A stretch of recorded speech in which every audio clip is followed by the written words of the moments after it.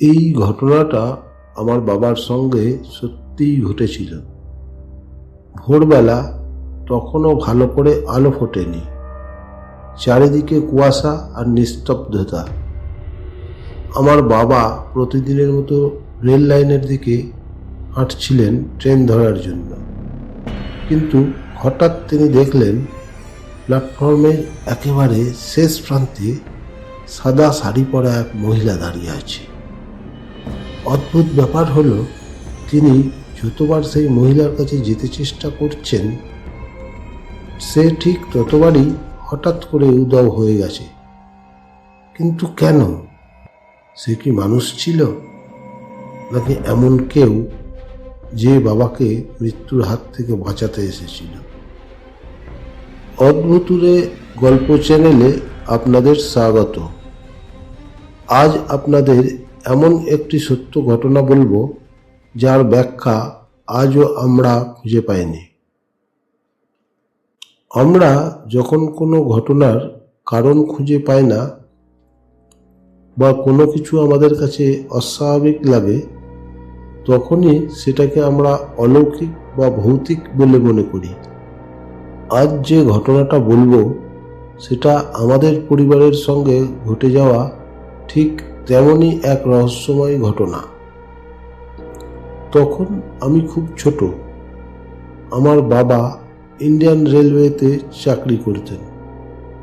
বাবার ডিউটি ছিল 3টি শিফটে, সকাল 6টা থেকে দুপুর 2টো, দুপুর 2টো থেকে রাত 10টা, আর রাত 10টার থেকে ভোর 6টা।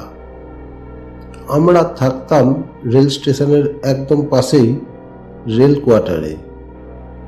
কিছুদিন পর বাবার বদলি হয়ে যায় বর্ধমানে, কিন্তু তখনও আমরা আগের জায়গাতেই থাকতাম। তাই বাবাকে প্রতিদিন ট্রেনে করে বর্ধমান যেতে হতো ডিউটিতে। সকাল 6টার ডিউটি ধরতে হলে বাবাকে ভোরের অন্ধকারেই ঘুম থেকে উঠে বেরোতে হতো। আমাদের কোয়ার্টার থেকে প্ল্যাটফর্মে যাওয়ার একটি শর্টকাট রাস্তা ছিল। আসলে ওটা ঠিক রাস্তা বলা যায় না, ফাঁকা জমি আর ঝোপঝাড়ের মধ্যে দিয়ে মানুষের পায়ে চলা সরু পথ। চারিদিকে ঝোপ, ভাঙা বেড়া আর অদ্ভুত নিস্তব্ধতা। ভোরবেলা, তখনও আকাশে তারা জ্বলত, চারিদিকে হালকা কুয়াশা, দূরে কোথাও কুকুরের ডাক ছাড়া আর কোনো শব্দ নেই। বাবা ওই পথ ধরে হেঁটে প্ল্যাটফর্মের একেবারে শেষ প্রান্তে কেবিনের পাশ দিয়ে 1 নম্বর প্ল্যাটফর্মে উঠতেন। তারপর সেখান থেকে রেল লাইন পার হয়ে 2 নম্বর প্ল্যাটফর্মে যেতেন। প্রথম কয়েকদিন সব কিছু স্বাভাবিক ছিল, কিন্তু একদিন হঠাৎ অদ্ভুত একটা ঘটনা ঘটে। সেদিন বাবার ঘুম থেকে উঠতে একটু দেরি হয়ে গিয়েছিল, তাই তিনি খুব তাড়াহুড়ো করে বেরিয়ে পড়েন। ভোরের অন্ধকারে যখন তিনি প্ল্যাটফর্মে উঠে রেল লাইন পার হতে যাচ্ছেন, তখন হঠাৎই দেখতে পান প্ল্যাটফর্মের একদম শেষ প্রান্তে সাদা শাড়ি পরা এক লম্বা মহিলা দাঁড়িয়ে আছে। সে দাঁড়িয়ে আছে পিছন ফিরে। চারিদিক নিস্তব্ধতা, বাতাসে কুয়াশা ভাসছে। প্ল্যাটফর্মে আর কোনো মানুষজন নেই। বাবা একটু অস্বস্তি বোধ করলেন। এই ভোর রাতে এত ফাঁকা জায়গায় একজন মহিলা দাঁড়িয়ে আছে, ব্যাপারটা খুবই অদ্ভুত।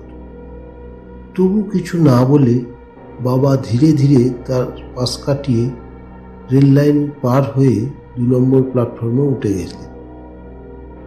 উপরে উঠেই হঠাৎই বাবার মনে হলো পিছনে একবার তাকিয়ে দেখা উচিত।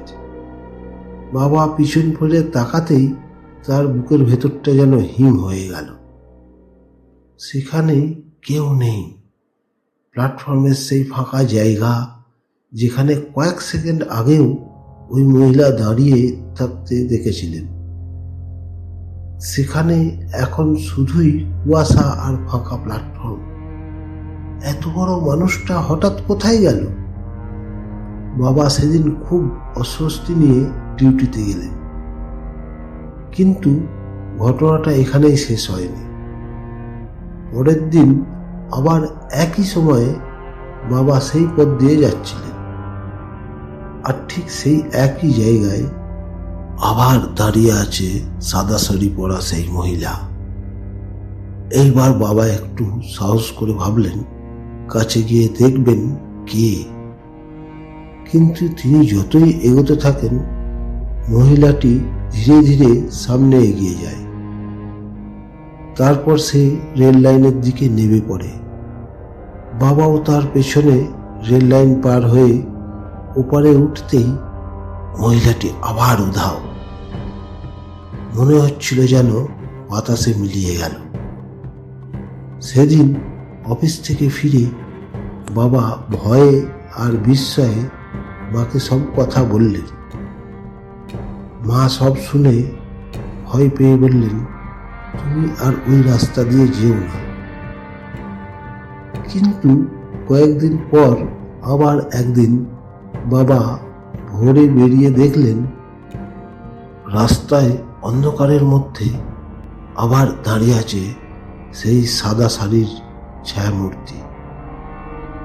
অন্ধকারে তার মুখ দেখা যায় না, হাত পাও বোঝা যায় না, শুধু বোঝা যায় একজন মহিলা সাদা শাড়ি পরে দাঁড়িয়ে আছে। এইবার বাবার মনে একটু জেদ চেপে গেল। তিনি ঠিক করলেন আজ দেখেই ছাড়বেন এটা কে। বাবা তাকে অনুসরণ করতে শুরু করলেন।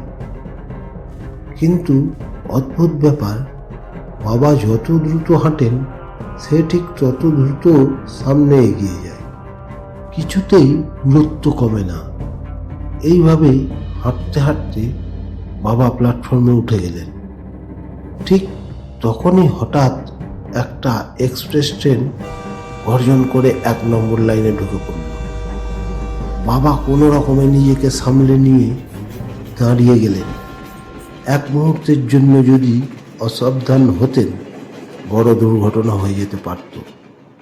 ট্রেনটা চলে যাওয়ার পর বাবা তাকিয়ে দেখলেন 1 নম্বর প্ল্যাটফর্মের একটু দূরে আবার দাঁড়িয়ে আছে সেই সাদা শাড়ি পরা মহিলা।